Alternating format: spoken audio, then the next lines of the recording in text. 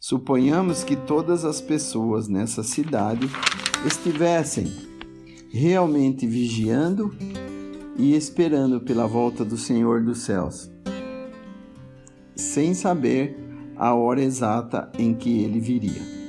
Não acha você que esta cidade inteira seria transformada? Uma pessoa certa vez me disse que, se todos crescem nisso, o mundo não poderia continuar em seu curso atual. E quanto ao crente, ele definitivamente não pode seguir conforme o padrão mundano. Se as pessoas estivessem aguardando o Senhor dos céus, todo o tom e caráter de sua vida seriam mudados. A posse da doutrina da vinda de Cristo não é o indicador que eu estou de fato procurando por ele. Cuidem, amados, eu não gostaria de estar acumulando riquezas quando ele vier. Vire agora para Filipenses capítulo 3. Paulo estava correndo uma corrida e esquecia de tudo menos do alvo. Esquecendo-me das coisas que para trás ficam e avançando para as que diante de mim estão. Como estão neste contexto, ele fala de Cristo no final do capítulo. Irmãos, sede imitadores meus, pois a nossa pátria está nos céus, de onde também aguardamos o Salvador, o Senhor Jesus Cristo. Ele tinha visto Cristo e não se contentaria até que se assemelhasse a ele em glória. Estar com ele, então, sem dúvida, era melhor, mas não era este o alvo do seu coração. As pessoas falam de ir à glória quando morrem. Não existe este pensamento nas Escrituras de estarmos na glória quando partimos para estar com Cristo. Estaremos sim com Ele, e que bênção e alegria isto será. Isto eu também gostaria de realçar, mas será somente quando Ele voltar que transformará estes corpos vis à semelhança do seu glorioso corpo. Estou esperando até que o meu corpo seja transformado para ser como Cristo em glória. E o que é mais, Cristo está esperando também. A vinda do Senhor afeta todas as verdades do cristianismo. Absolutamente, Cristo não está no seu próprio trono agora. De acordo com a palavra em Hebreus 10 e também no Salmo 110, ele está hoje assentado à direita no trono do Pai, como ele mesmo disse na sua carta a Laodiceia, em sua primeira vinda. Ele resolveu a questão do pecado para aqueles que nele creem, de modo que estes não têm mais consciência dos pecados, estão aperfeiçoados para sempre, para os que o aguardam. Ele aparecerá uma segunda vez, sem pecado, para a salvação. Com vistas a isso, ele hoje está aguardando nos céus até que Deus lhe ponha os seus inimigos debaixo de seus pés. Porque diz ele, seus inimigos, porque quanto aos seus amigos, ele está assentado, visto já ter feito tudo o que era necessário em favor deles, isto é, aqueles que nele creem. Mas e quanto a você? Todos os seus pecados já foram eliminados da vista de Deus? 1 Pedro 2,24. Se não, quando serão? Que você esteja desgostoso por ter em sua conta tantos pecados, tudo bem. Porém, se não foram carregados e removidos lá na cruz, quando serão? Você poderia fazer Cristo morrer outra vez, segundo o seu critério? Poderia conseguir alguém mais que o fizesse? Se a cruz não se aplica a você, não haverá outro recurso que se aplique. Amigos, se a obra não foi realizada ali, não o será jamais por outro modo. Mas ela foi feita e, portanto, diz ele, os adoradores, uma vez purificados, não mais têm consciência dos pecados, porque com uma única oferta aperfeiçoou para sempre quantos estão sendo santificados. Hebreus 10, versículo 2 e versículo 14. Se olhar agora em Colossenses capítulo 3, você verá esse mesmo tema que estamos tratando sendo apresentado como a nossa esperança. Quando Cristo, que é a nossa vida, se manifestar, então vós também sereis manifestados com Ele em glória. Ao falar de sua partida para os discípulos, a sua primeira promessa é: Ele viria novamente. Não se turbem. O que seria natural aos que perdiam o amigo por quem tinham abandonado tudo? Mas não estarei sozinho, continua. Na casa de meu pai, lá há muitas mansões, e eu estou indo preparar um lugar para vocês. Não estejam inquietos, saibam que eu não posso ficar com vocês aqui, mas é mister que eu lhes tenha ali comigo. Por isso, a primeira coisa que lhes assegura é: virei outra vez e vos levarei para mim mesmo. Não será um por um pela morte, mas pela ressurreição dos mortos e pela transformação dos vivos. Ele virá para recebê-los ressurretos ou transformados, para que estejam com ele ali onde está agora, à sua semelhança, e assim estaremos em glória com ele. Mais uma vez, ao deixar os discípulos, qual a última coisa que viram dele? Viram-no subir diante dos seus olhos, e os anjos lhes disseram: Por que estáis olhando para as alturas? Este Jesus, assim virá do modo como viste subir. Atos 1, versículo 11. A vinda de Cristo permeia toda a vida cristã. Qual a última palavra das Escrituras? Certamente venho sem demora. Amém. Vem, Senhor Jesus. Apocalipse 22, versículo 20. Temos isto também no início do referido livro, num contexto de avisos e ameaças. Jesus Cristo, a fiel testemunha, o primogênito, eis que vem com as nuvens, e todo olho verá. Apocalipse 1, versículo 7. Mais adiante, já no final, tendo cessadas as instruções proféticas, diz: Eu, Jesus, enviei meu anjo. Eu sou a brilhante estrela da manhã. Com isto percebo o que estes santos, e somente eles, veem. Não se veem estrelas quando o sol já se levantou. Se eles veem a estrela da manhã, a qual é vista um pouco antes do alvorecer, então a noite já está adiantada, o dia breve começará.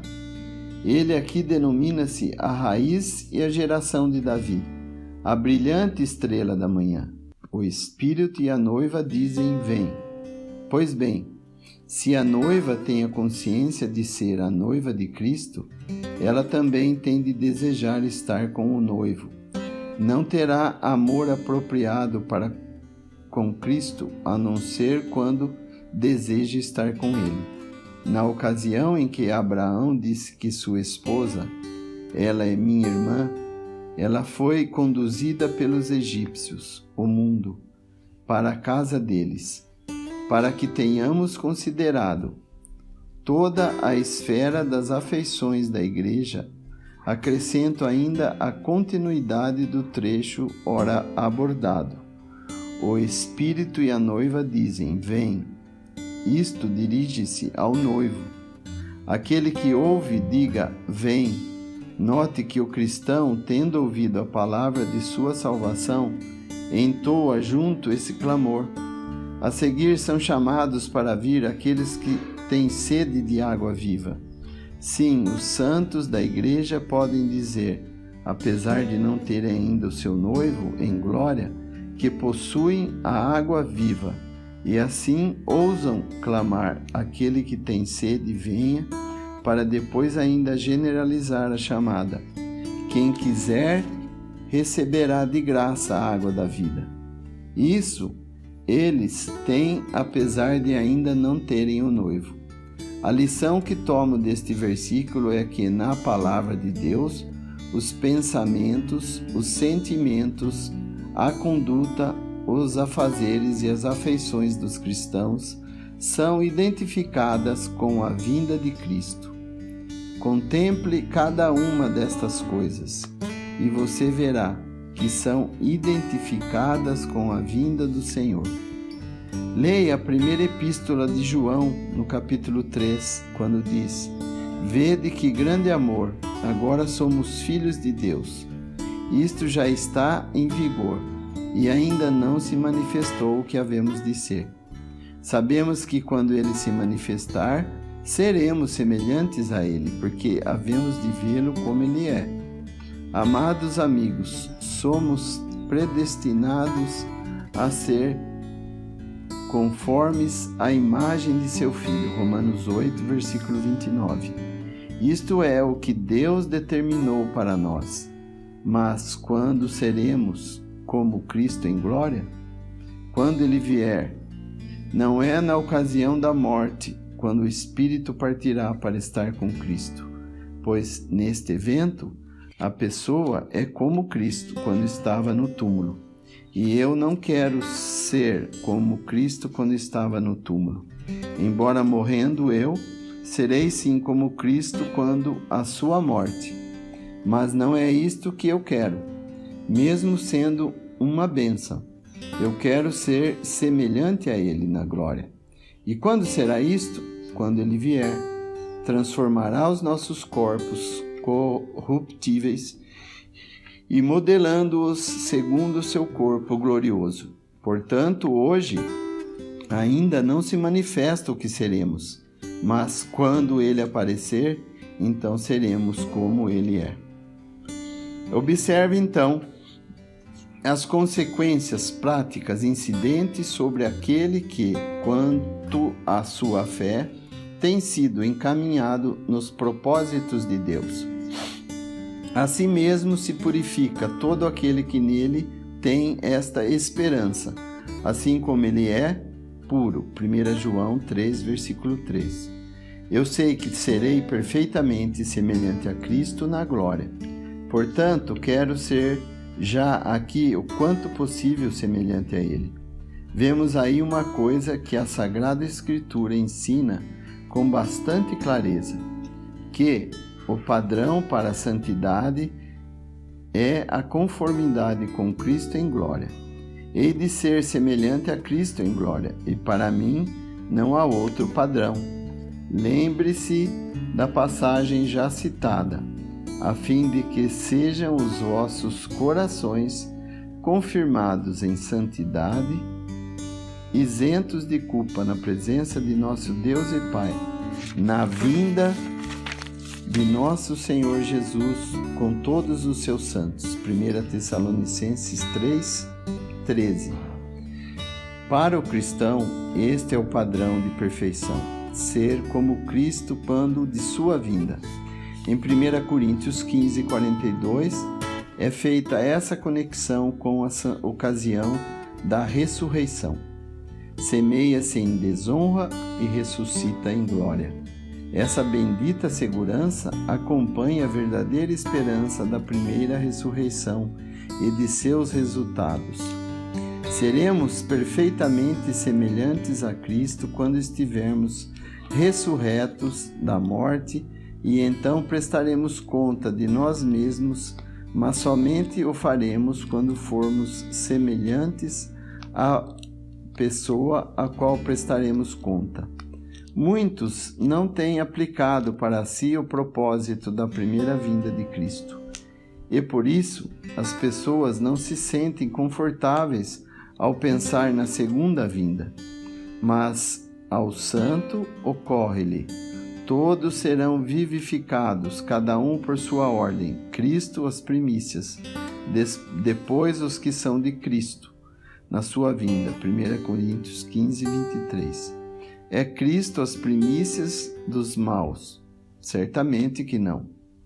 Ao ressuscitar a Cristo, Deus testemunhou publicamente sua aprovação pela pessoa e obra do Senhor Jesus Cristo. Assim também a ressurreição dos santos será o testemunho divino que aprova os seus como sendo dele. E o que vemos em Lucas 20, versículos de 35 a 36, diz: mas os que são havidos por dignos de alcançar a era vindoura e a ressurreição dentre os mortos, não casam nem se dão em casamento, pois não podem mais morrer, porque são iguais aos anjos e são filhos de Deus, e sendo filhos de Deus, filhos da ressurreição. Pode alguém mostrar-me alguma passagem sobre uma ressurreição universal? Não existe tal pensamento nas Escrituras. Cita-se Mateus 25 com esse propósito, argumentando que as duas classes ali presentes, os cabritos e ovelhas, representam as duas categorias dentre a humanidade. Porém, esta passagem descreve Cristo vindo em glória sobre a terra.